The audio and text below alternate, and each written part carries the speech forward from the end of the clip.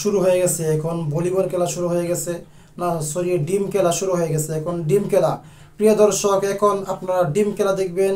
ডিম খেলা দেখার জন্য আপনারা পর্দা স্ক্রিনে এখন ওই লক্ষ্য করুন। এই মার, আরো মারতেছে, মার। এই ডিম মারতেছে, মারতেছে। এই কার উপর মারতেছে? মমতাজের উপর মারতেছে। এই কার উপর মারতেছে? শেখ হাসিনার দোসরের উপর মারতেছে।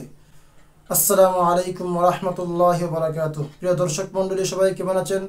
আশা করি সকলে ভালো আছেন।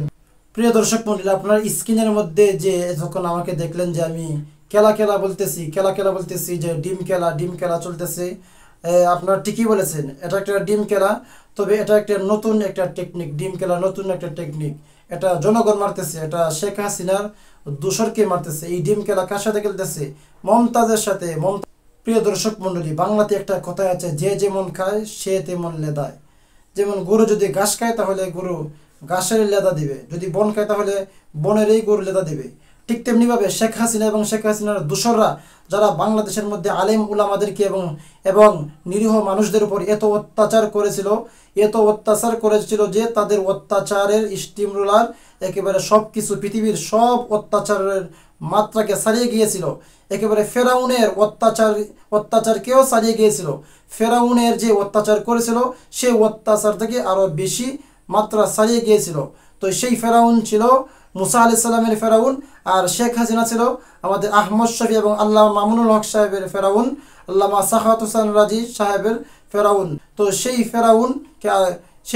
সেই ফেরাউনকে ছাত্র জনতা এবং এই ছাত্র এবং জনতা একসাথে মিলে সেই ফেরাউনকে বাংলাদেশ থেকে আমরা ইন্ডিয়া বিদায় করে দিয়েছি, ইন্ডিয়া পাঠিয়ে দিয়েছি।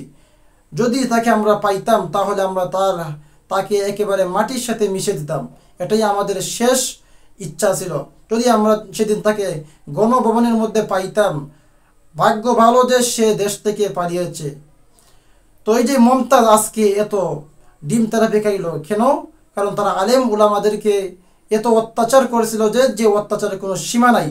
আপনারা স্ক্রিনের মধ্যে লক্ষ্য করে দেখবেন যে আলেম উলামারা যখন জেল থেকে বাহির হইতেছিলেন তখন জনগণ তাদেরকে সালাম দেয়, তাদেরকে আসসালামু আলাইকুম রহমতুল্লাহ বলে, তাদেরকে সালাম দেয়, বলে হুজুর কেমন আছেন।